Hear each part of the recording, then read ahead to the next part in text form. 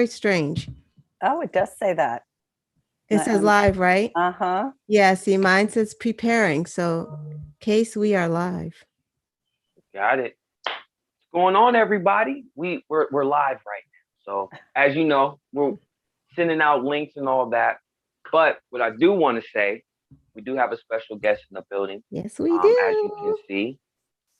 But first, for everybody that's coming back, welcome. Thank you for coming.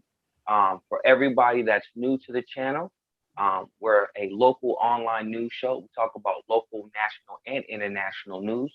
I am your co-host, Aaron Casey. I am your host.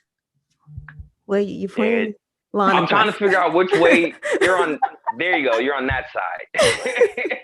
You just wanted me to show this hand. The sock. No. Come on, man. Putting this thing down. Keep going. But everybody. No worries. No worries. But everybody, thank you so much for tuning in today. Like I said at the top of the show, we do have a special guest. We have Miss Regina Marston, yes. All the way from California. So if you will, just briefly, if you want to let our viewers know and some people from your state that may not know who you are exactly, can you give us a little bit of background? Sure. Thank you so much for inviting me to be on your show. So I'm Regina Marston, and I have been a resident of California District 42 since 2005. I moved there from the great state of Florida, and so glad that I did. And the story about how I decided to move there was really political, because Florida had, we had elected another Republican governor, and I said, I can't do this anymore. I came to Florida to go to the University of Florida, go Gators. And we were a Democratic state then, and it just kind of went downhill after that. So we went to California. We settled in Murrieta, which is in the south part of California District 42. And I've spent a majority of my time in California in the home building and the energy industry, working tirelessly, might I add, to save our environment in California. I've been very involved in clean energy and our energy efficiency policies that California has been so successful in implementing. And I got into politics because after the 2016 election, I went through a really bad time, actually. I think everybody did, and began to call all my my representatives. So because I still had some property in Florida, I was able to call Florida and I was able to call California. So I'm pretty crazy when I start calling people. I just, I don't stop until they speak to me, because quite honestly, I feel that I'm their employer. And so I had success getting in touch with Bill Nelson, and even Marco Rubio's office was very kind, which I thought was odd, but anyway. And then I met with Dianne Feinstein's chief of staff in San Diego in the federal building, which was really cool. And then I didn't really reach out to Kamala Harris's office because she was so new, and I didn't want to be like a crazy constituent right off the bat. So then I got to Ken Calvert's office, and this is why I'm running. So my pinned tweet tells the story, and it's true. In 2017, I started calling Ken Calvert's local office, and was asking for a town hall. I didn't think that was too out of line. Right. And I was told, no, he doesn't really do those that often. We can meet with you in person. So I went up to Corona with two other members of Indivisible 42, and we were stood up. The woman wasn't there. His sort of office manager, Becky. So then, of course, I woke up the next day at 5 a.m. so that I could call Washington and speak to the chief of staff up there. His name is Josh. And suffice it to say, after several calls of various and sundry heated levels of speaking, he told me not to call back anymore. And I said, okay, I won't call back. So I stopped calling and I started running. So that's really how I got into this. Although I do come from a very politically involved family out of Nashville. My dad was a country music entertainer, so we were very involved in country music. And in order to be in country music, you had to be in politics back in the 60s and 70s. So anyway, that's a little bit about me. Well, I lived in 15 years and work every day. Really, pretty much my career has been to save our environment in California, and it's a passion of mine. So. Wow. So that is the perfect segue. Yes. Because definitely. we I like the segues. right. Oh, good. I'm glad I could set that one up for you. You sure did. I'm just gonna jump right in my perfect softball. Yeah, Perfect. yeah, it There sure you was. go. Yeah. So right. So environmental racism and climate injustice is like, it's a big problem. It is a big problem. And and I understand, you're running for district, of the 42nd district. But, if you go to Congress, I understand that you're going to represent all of us. It's not just, I am. the 42nd District of California. You're going to be able to sign bills. You're going to be able to introduce legislation, etc.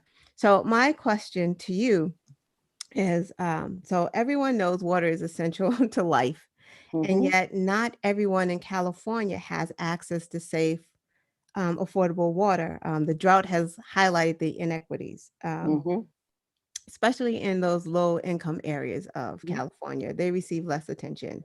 The droughts impact manifest in certain ways. Some of the ways are like the aging infrastructure and the high prices of water.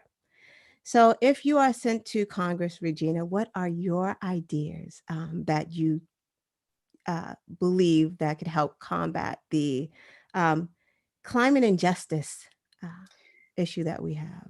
Well, first of all, California has to desalinate. I mean, we absolutely have to have that whole project needs to be put on the fast track. So we have to have desalinization. And we were just talking about this 2 days ago with someone who is very involved in California energy and water policy. And we do believe with Biden in office that project will get fast tracked.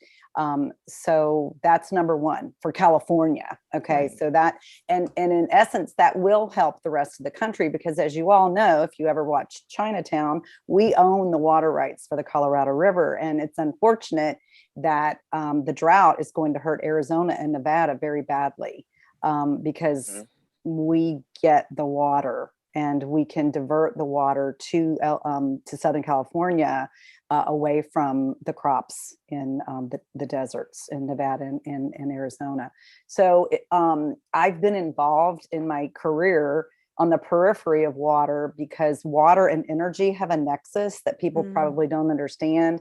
But it takes, in California in particular, it takes 67% of energy that we produce to move the water from where it's coming in to the plants to clean it, to get it to the tap. So it's very energy intensive. Yeah. I did not know that. And wow, that's a lot. California is huge. I know. And it's, I didn't know it either, but in 2014, we had a drought. So 7 years ago. And so I was working on an energy program in California, and we partnered with all the major water agencies in the state to, to talk to people about conservation of water. And I worked with all the major agencies, and I'm getting ready to do it again because we have the same issues. Right. And so desalinization has to be put on the top of the burner. And then a lot of our infrastructure, as you well know, because you've probably seen the pipes bursting in LA and all the water running around. And that is the economic injustice part of it, right? So once again, we have to have the infrastructure program, the infrastructure legislation that Biden has offered up, and it can't be watered down, and it can't be, I'm just appalled. You don't even want to know how bad off our energy infrastructure is, because if people really knew, they would be very scared.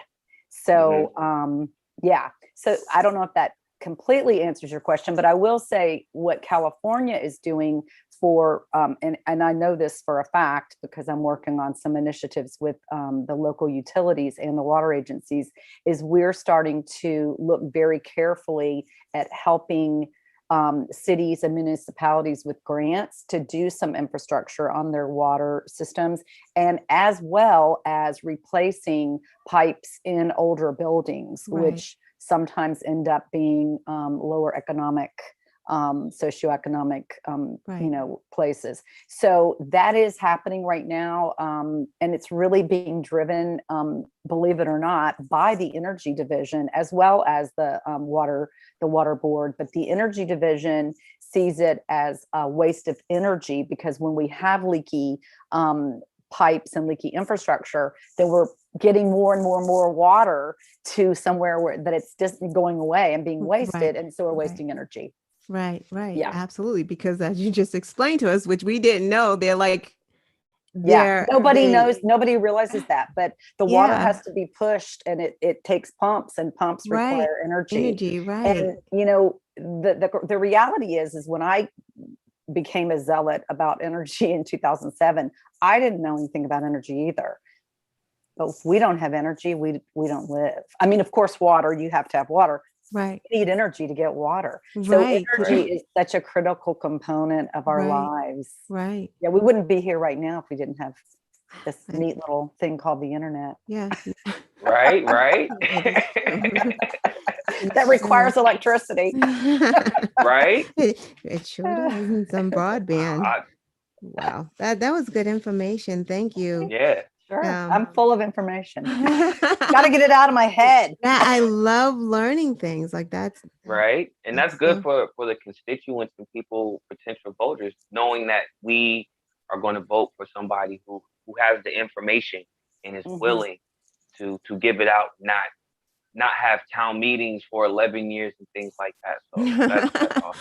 Right. And it's like this. I don't think he has the information. I mean, clearly, True. not to be a basher of him, because he does it for himself, but he hasn't done anything about any of these issues because he doesn't agree with California. He doesn't agree with how California runs its own government. Right. So therefore, how can he really be an advocate for us? Right. I mean, at the end of the day, he's anti all of that, anti-science, anti all of it, anti-regulations, anti-clean air. So you gave me another segue. Thank you, Regina. You're welcome. You're just full of segues. I love it. Were you in the pre-production meeting? Like, no. My spies. No, I'm just kidding. So, Ken Calvert. Yes. He has voted no on everything. And no on a number of bills. Yes. About those. It's really easy, right? It's all no. No on safe banking, on the Safe Banking Act. No on the National Commissions to investigate 1/6 attack. Right. No on workplace violence prevention. No on Paycheck Fairness Act. Everyone out there, you guys listening to this now, pay attention. No on background checks. No on violence against the Women's Act. No for the People's Act. Correct. No for the Floyd Policy Act. Correct. No for the Equality Act. He's probably somewhere hating on Juneteenth being a holiday. So no, he voted for that, which was shocking. I couldn't believe it. And Holly did as well. But you know what? It doesn't matter if they're saying no, you can't vote. So it's just we're going to suppress your vote, but it's lipstick on a pig as far as I'm concerned. Exactly. Yeah. So if sent to Congress, please tell your constituents of California 42 what separates, well, not if sent to Congress, but what separates you from Ken Calvert, besides you would have voted yes to everything pretty much. Yeah. So I mean, clearly, like I said earlier, Ken Calvert doesn't represent California. So he thinks he represents California 42 because California 42 has been a very sleepy little district for so many years. But I don't know if you are following the redistricting in California, but California 42 is more than likely going to change because we are the district that has grown the most in the last 10 years. Wow. So Nice. our area has gotten more population because we are more affordable than the other areas in Orange County and, the coastline. So what makes me different from Ken is, number one, I am going to Congress to work for the constituents, not to work for my family's special interests, because that's really why he went to Congress. His family owned the majority of the land in the Corona and the Norco area. He was very friendly with the cattle farmers there. And they've been there since the 60s. And he went there to help get infrastructure to his family's developable land. And he did that. That is what he did. He got the roadways. So, but the interesting thing about Ken that's also different from me is I actually live in the district. Ken spends most of his time in Newport Beach driving his very expensive Corvette, and he doesn't spend very much time in his home that is behind not a barbed wire, but a wrought iron fence in Corona. So he came from Newport Beach. That's where he grew up, and he morphed himself over into our district. So he started out in San Clemente and he came further inland. So yeah. And I believe in science. I believe in women's rights. I believe healthcare is a human right. I believe that we must have gun reform. I believe that we have to have economic and civil justice for everyone. Right. Yes. I believe that you don't vote no on basic things to help people. I mean, we had a 9.5%. It's down to 7% unemployment rate during COVID in the Inland Empire. Our region economically always suffers during a recession worse than the coast because most of our folks commute to the coast. So, and also 60% of our economy is run by retail and construction. So during the downturn of 2008, 9, 10, 12, 13, 14, we were hit very hard. I mean, there are retail centers in my district that have never been occupied since they were built in 2005. Wow. That is So what would also make me different than Ken Calvert is I would have already figured out how to work with the federal government through HUD to turn some of those into homeless shelters, into affordable housing for residents, because they are not full. They've never been full. So they are a tax deduction on some big hedge funds books. Right. And I know all about real estate because I've spent 37 years in it. Right. So I mean, understand I'm still the game. I do. That's why they need to send me to Congress, because I understand the game in you guys real hear that? estate. I Everyone understand hear the game in healthcare. I worked for Blue Cross Blue Shield for 4.5 years. I launched the first Medicare HMO in the nation in 1997. Wow. That's a lot of experience. Yeah, I testified on the Hill for it. Wow. I'm still stuck on, I'm sorry, like infrastructure for his family. Like, it's a known thing. Yeah, it's good for his family, but it's not good for everyone else. Like everyone else needs good bridges. We don't care if they're falling off bridges. But if his family had dirt, that's what we call it in the industry. If they had dirt that didn't have an exit, he got an exit. Right. Right. I mean, that's like stuff from the 60s and 70s, right? Like, right. Like, it's still happening. Yeah. We got to demand more. Yeah. Well, part of it, let me just say this too. When I first started running and looking into things, we did a survey with SurveyMonkey, and 68% of the people that answered the survey didn't even know who Ken Calvert was in the district. Wow. So Wow. part of it is that he's kept such a low profile for so Right. long that Right. people don't even know who he is. Right. I mean, people that had lived there for 25 and 30 years did not know who he was. They know now. Keep telling them, Regina. Well, yeah, they kind of do, but he's not an MTG, he's not an Right. AOC, he's not a Jim Jordan. You never see him on TV. Right. He's on very few committees, so he doesn't really get any face time with the world Right. for a reason. It's by Right. design. Right. No, you're right. You're Yeah. right. Yeah, he's pretty smart, isn't he? Mhm. Sneaky. He's got that figured out. Yeah, he sure does. Okay, my last question. Oh, there almost was another segue, and I'm like, Regina, get out of my head.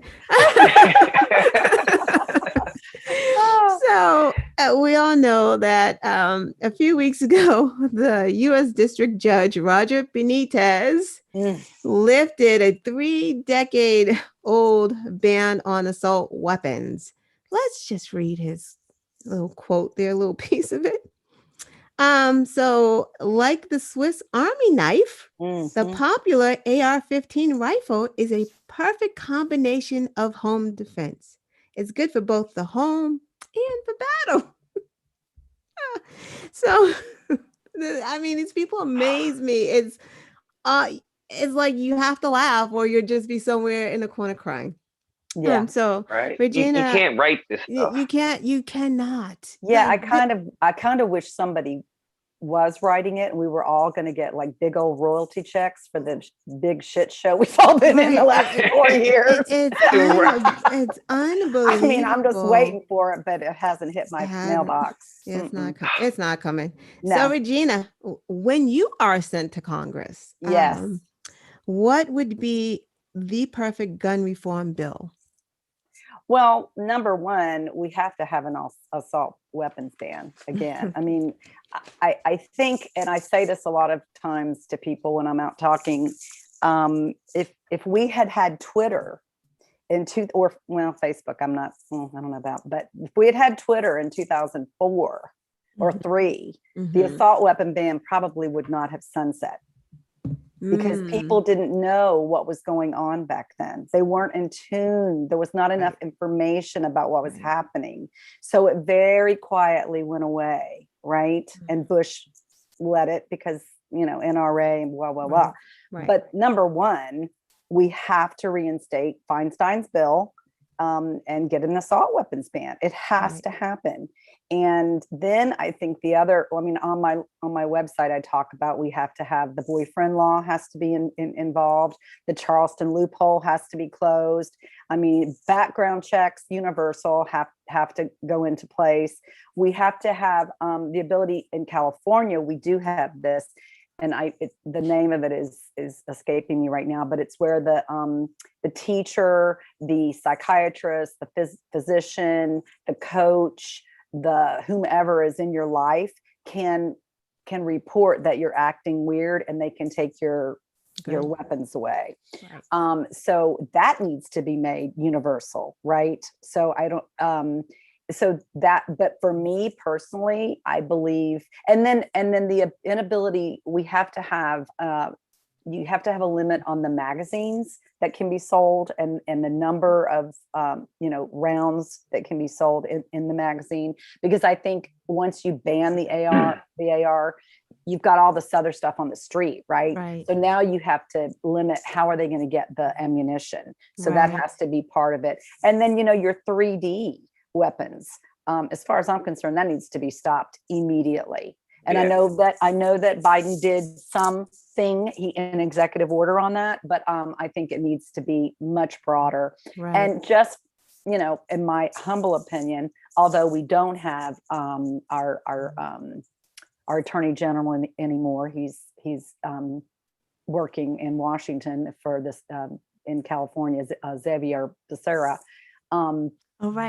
Yeah, he's gone. Yeah. They took Padilla and they took Xavier Becerra, but anyway, that's fine. But this judge is going to have his hands full when it comes to Gavin Newsom and our firepower. So I don't think it will stand.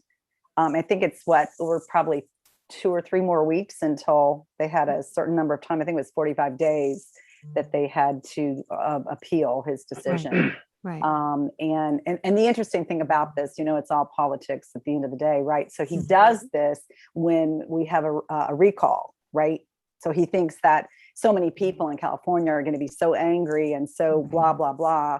71% of us got vaccinated. We opened up the state 2 days ago. So stick that up your favorite place. Right. That dog's not going to hunt. So anyway, no, it's not. So That's good luck amazing. on that. Yeah. Oh, my And the thing about California that's so different, which is why we live there and enjoy it, is because of Berkeley, because of the history of the state, being so liberal for so long and then being so Republican for so long, but we are very vocal. And very much like, I think New York is very much that way. There are certain states that just don't take it sitting down. And California is one of those. Right. Yeah. So does that answer your question? Yeah, it does. Okay. Thank you. And Casey, what you got? Those All are right. Thank you, So, Regina. You're welcome. yes, thank you. We're gonna switch up the gears a little bit. So my first question is, with all that's going on at the border, and immigration is back in the news, it's starting to get back into the forefront, and your support for immigration. What can you say or do to inform the public on immigration and the benefits of immigrants coming to the country? So on my website, I talk about immigration, and I look at immigration from a very different perspective because it's a consequence of climate change. And that's why we're having so many people coming from Central America. Their ground is fallow, and it has been for almost a decade.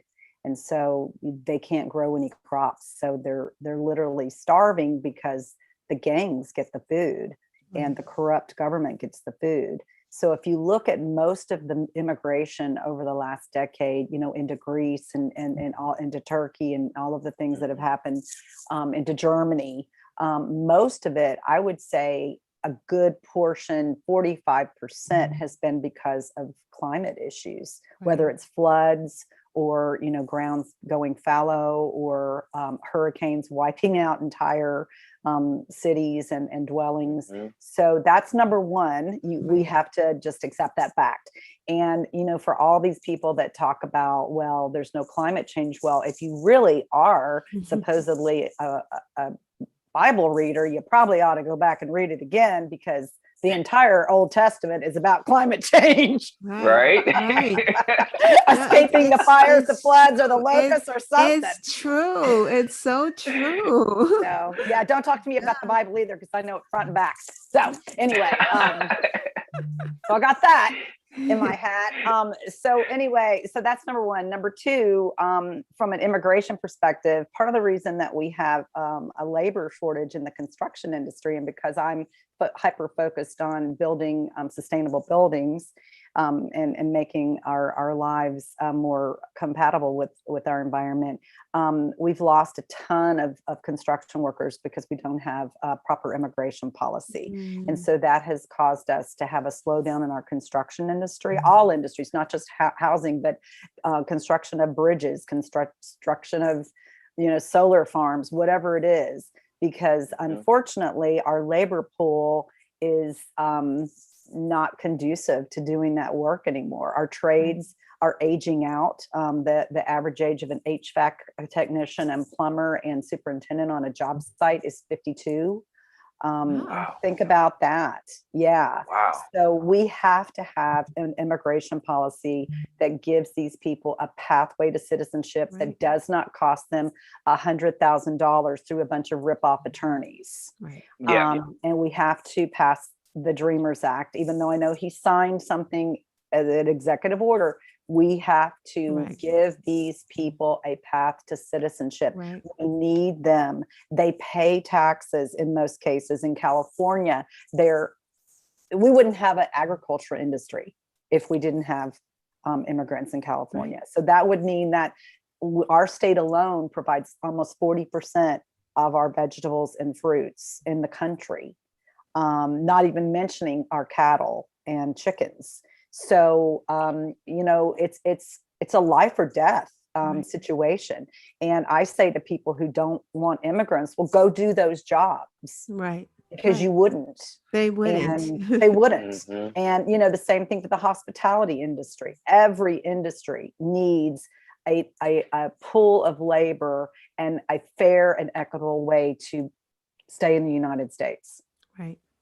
Right. I agree. Thank you. And so, my next question, no cool segues, but it is, it is talking, about the climate. Icebergs are melting. Polar bears are being stuck on solar ice sheets. With that, CNN is reporting, that some of the population, mainly southern states, but California as well, and mainly your particular area in particular, is under a heat dome.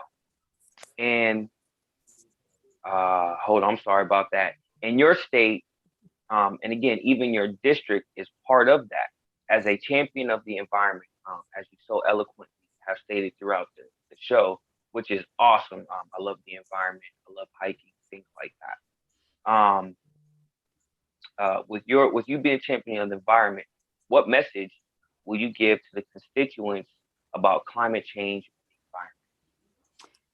So first and foremost, in my district, we use a lot of AC, clearly. Not as much as the desert, but a fair amount.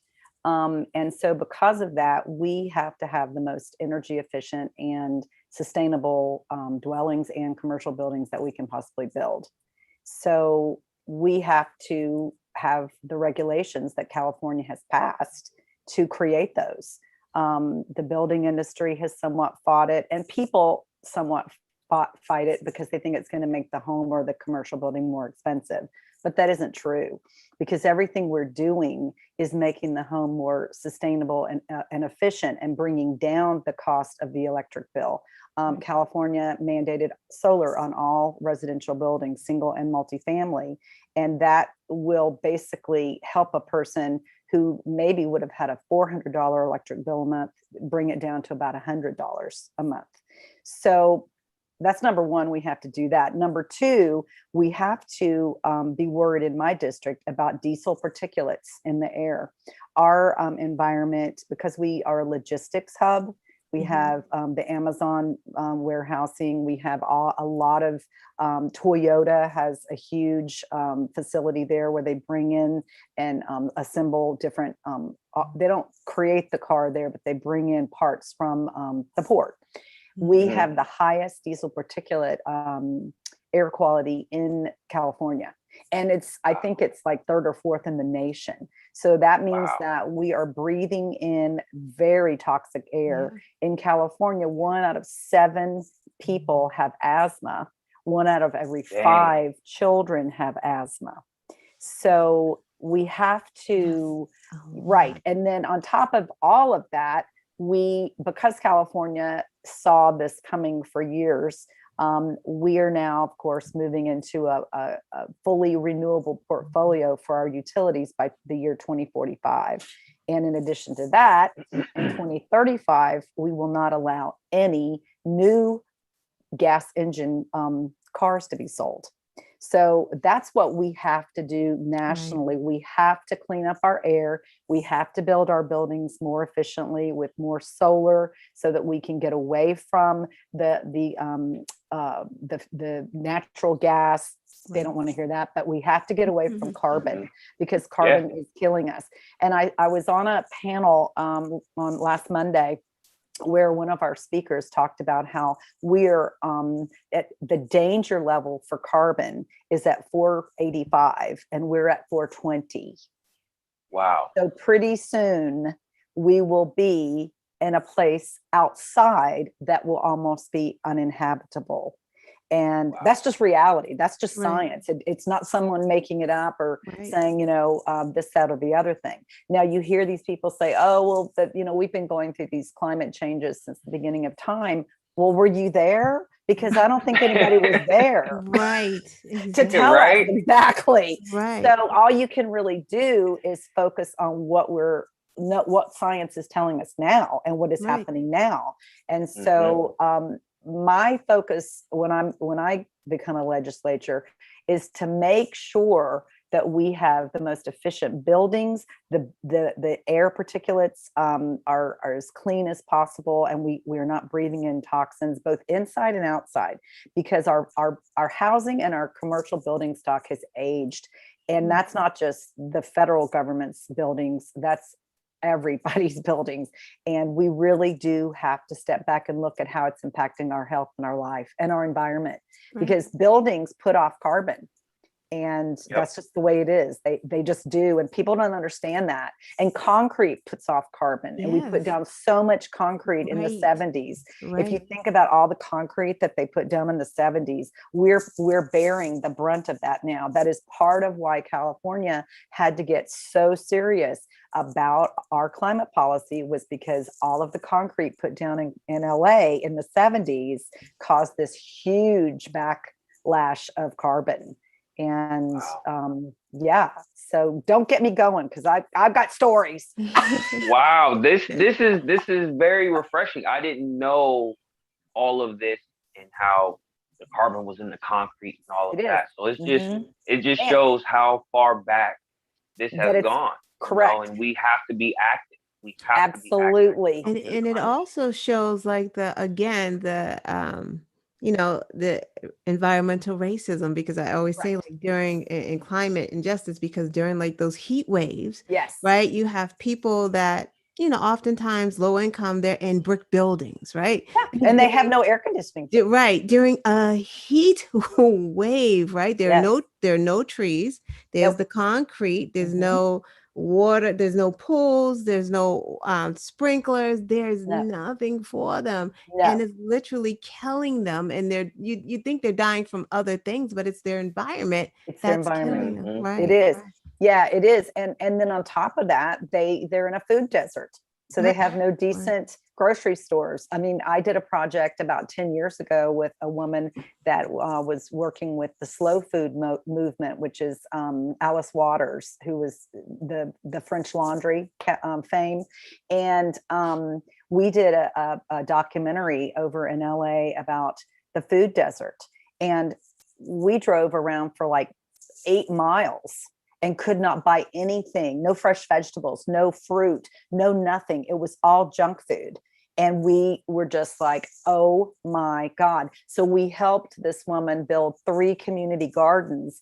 Nice. One was real close to USC, which is an area that is lower socioeconomically disadvantaged. Another one was real close to Watts, and another one was in Inglewood. And what ended up happening was the people started taking care of the gardens. They're very successful now, but that was the only way they were getting any fresh fruits and vegetables, was those community gardens. Yeah, and that was a decade ago. Now Shaq has done a lot of good job. Shaq and what's the other guy? Magic have done a lot of. I'm not a professional basketball or anything player. No worries. But I should know Shaq. He was from Orlando. He played in Orlando. But anyway, they've done a great job of establishing some grocery stores in that area. That's awesome. That's awesome. Thank you. And my last question, little segue. Here on Making Up Segues. Anyway. This next question is about housing. The housing market as well is opening up, and houses are being in high demand. Some reports are showing people are going to the extreme to buy a house. In some cases, some people are literally paying $1 million over asking price for the house. As well, some people are even putting in paid vacations and dinners into their bidding, which is crazy. one, buying a house is expensive enough, but giving somebody a dinner, a little much. But anyway, Crazy. exactly. With that being said, what can you do to help make affordable housing available for people in your district and in your state once you get elected to Congress? Well, so first of all, because I know this industry very well, I just want to caution everybody to know that hedge funds are buying a lot of these houses, which is causing a lot of this. Yes, they are, which is horrible. They're not doing anything with them. Yeah. Well, they are going to do something with them. They're going to rent them because they are betting that the market will fall quite dramatically and nobody will have a house to live because they'll be foreclosed on. So let's just be honest. That's the game they're playing. Right. Thank goodness the builders can't participate that much this time because they don't have supplies or labor or the ability to build the houses quick enough. So that's on our side this time, right? So Wall Street can play all at once, but the builders are not going to end up handing out too many houses. They've got an 18-month backlog in most major areas. So that's number one. But number two, from an affordable housing perspective, HUD has been missing. I don't know where HUD's been for the last decade. I'm wondering if they even have a functioning department. And I'll be honest, even before the dude that was the brain surgeon. What was his name? Ben Carson. Yes, that's Ben. right. Ben Carson. Ben. So, I mean, clearly we have had, and in my opinion, we had the best HUD and most efficient HUD during Clinton's administration. And that is when I participated in the first HUD project in Orlando called Timberleaf. We built 780 homes for mostly Walt Disney workers, to be honest, because back then Walt Disney workers couldn't find a place to live close to Disney. So they were having to drive an hour and a half each way to get to their minimum wage job. So, yeah. So anyway, first, when I go to Congress, I'm going to sit down with HUD and say, exactly what have you been doing? Because they have the capacity to go into partnership with developers and cities and to help create a more affordable housing program. Secondly, I'm going to go in and figure out how we can stop cities from avoiding building affordable housing, because that's what they are doing. Right. So there has to be legislation that will force them to live up to their agreement to build affordable housing. In most cities, in the city plans, especially in California, we have what's called RENA laws. And they are supposed to build in every community that gets, developed. They're supposed to set aside at least 10% for affordable housing. They never do it. And the reason they don't do it is not because the developer's not willing to do it or the home builder's not willing to do it. Do you know why they don't do it? Because they won't get as much tax money from those lower affordable homes. Right. So the cities have to be forced, and they can do that through the grant processes that the federal government gives to the cities to get infrastructure, to get roads done, because there's always a federal, local, state funding for roads and bridges and other infrastructure. You're going to have to hold their feet to the fire to make them build those affordable houses. Now, California has come up with a great idea, and I think it should be launched nationally, where they're going to set aside, I think it's $90 billion over the next 25 years to help become a partner with a first-time home buyer and give you money, literally money to put down on a home, and they will be your investment partner, and you won't pay them back until you sell the home. But it's only for first-time home buyers. Now, this was introduced last week or week before last in the legislature. It hasn't gone through all of its processes in California, but we're holding our fingers crossed tightly. That sounds awesome. Yeah, it will be the first, the first of its kind. Lastly, because I'm an energy geek, to make homes more affordable, once again, we need solar on every rooftop. We need the most efficient home built possible with all the efficient appliances, all the efficient construction techniques, insulation, all of that. California just opened the largest in the nation net zero community in Valencia. being built by 5 Point Communities, and they say the cost to maintain one of those homes is going to be, dramatically. I think they said something like 60% less. So buying a home is one thing, right? You've got to come up with the money to buy it and all this crazy bidding and all that stuff, but then you've got to maintain it. And you can't, electric bills and water bills are some of the bills that are most often skipped. Right. They're so high. I know, but that's what I'm saying. So in order to bring them down, we have to have efficient water, plumbing and water faucets and shower heads and all of those things. We have to have efficient electric systems so that it's only costing you as very little as you can. In California, if you have solar that is perfectly fitted for your home, you might get money back from the utility. So that can become a savings account for something else, for college or something like that. So there's a lot of ways to tackle affordable housing, but the federal government has to take a lead and make these cities live up to their affordable housing mandates. The kitty. Oh, kitty cat. That's awesome. That's so awesome. Zoe wanted to be on YouTube. Yeah. Right. Nice.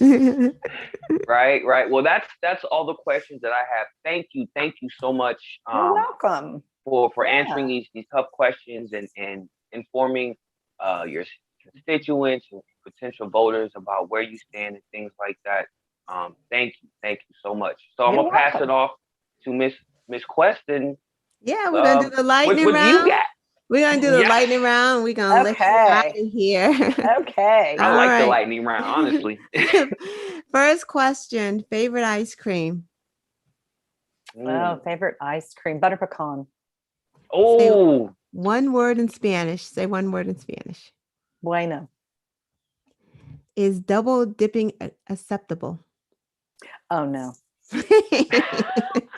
Are reindeers real? I think so. Yeah. Yeah. Sure. Favorite carb? Ooh, favorite carb. Baked potato with sour cream and butter. Oh, I like that. That. Is it possible to throw a surprise party for a psychic? I don't think so. No. If Donald Trump or Trump Jr. were drowning, which would you save? Neither one. Okay, good. It is. Hey, what no hesitation on that. I know there was what does soap taste like? Oh God. It tastes for me, it tasted salty. Ivory. When I said a bad word and my sister washed my mouth out with it. Yeah, like everyone's had soap in their mouth. Yeah. Ivory was very salty. It was. Oh, yeah. Crumble. Yeah. It got stuck in your teeth too. Yeah. Last question. If you could change one law, bill, or a piece of legislation, which would it be? Oh gosh, I would say for right now, there's so many, right? But I want the George Floyd Act passed. Like, for me, it's got to happen like ASAP. Yeah. But God, I want the equal rights amendment. Yeah, there's so many, right? Honestly, I kind of feel like if I was going to have to relive the 60s, I'd like to have get rid of wrinkles. I'd like to at least get something out of this. I was a young girl in the 60s and I heard all about it and I'm like, wait a second, didn't we do that then? Exactly. Obviously not. No. Well, thank you. Do you You're have any? so welcome. Do you have anything else, Casey? You all set? We wrapping? So we are going to start to wrap the show up. But before we go, you disappeared. Yes, you're back. People are calling me. They know I'm doing an interview right now. Okay. But before we go, with everything that we talked about, with all the questions that you answered, so eloquently and your enthusiasm, is definitely awesome. And I hope that constituents, potential voters in California, specifically District 42, got a chance to see that. To see somebody that's willing to talk with, and has certain experiences that is relatable, and you can talk with them on that level and not be somewhere off in the distance, quiet, So it's great to see that. But with everything that we talked about tonight, what's the one thing that you would like the voters to walk away with tonight? Either it's something that we talked about or something that we didn't talk about. What's the one thing that you would like, again, the voters to walk away with tonight? I would like for them to know that really what I want to do is bring forward a lifetime of experience on all the issues that we're facing, and that what we're facing matters. And we have to get away from politicians, and we have to send professionals to Congress. We have to send people who have actually done the work and who have worked with HUD and who have worked in cities trying to figure out how to make affordable housing, and who have worked in energy policy, and who have worked in healthcare and know how healthcare works, and that it's not a pretty business, and they really don't need the word care in their name. So I that's what I would want people to know, is that stop voting for people who say they can do these things. Vote for people who have done them. Absolutely. Who have actually worked in these areas, and who have worked with stakeholders, and who have had to figure out how to negotiate to get it through. Sometimes you have to give up a little to get what you need to get done. And it doesn't mean that you're admitting defeat. It means that you're figuring out how to get it done for everyone. And that's what California, I believe, has done an amazing job in their energy policy for the last 15 years. And, we have to learn how to get things done, but you're not going to get things done with people who are running for office. You're going to get through things done with people who are running to do a job. It's a job. It's not, you're going to be a celebrity and be in office and get taken care of and take pictures. You've got to go to work. It is a job. I like that. You know what I mean? It's a job, and your employer is the people. Your employer is not the federal government. Your employer are your people. Yep. And that's what I want to bring to the table, is knowledge and experience of how to get things done. Yeah.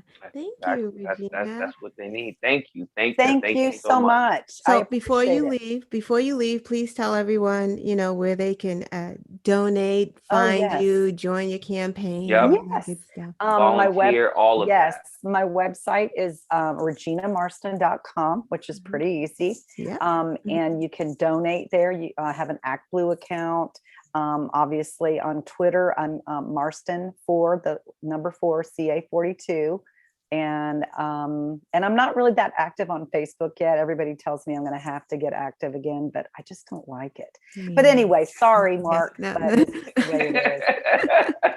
Well, thank you so much, Regina. Thank you. I appreciate it, Lana. Yes. Really do. Yes, we appreciate it too. Have a good night. You too. Yes. Thanks everybody for listening. Yes. Okay. Bye. Bye. Have a good one. Have a good one. You too. Have a good one. All right. Hi, guys. That was great. There it is. We're not going to talk a lot, are we, Casey? Nope. We are done. You want to say there it is. Yes. Another awesome interview with another candidate that represents the people from California. Yeah. Miss Regina Marston. All her information, like always, will be in the description after the show. I enjoyed it. It was definitely great to interview her. That's all I got. Anything you want to say before we close out? Please like, subscribe, and share. Have a good weekend. We're out of here. Bye-bye, guys. Thank you, usual suspects. Thank you, everybody. Bye-bye. See you guys next week.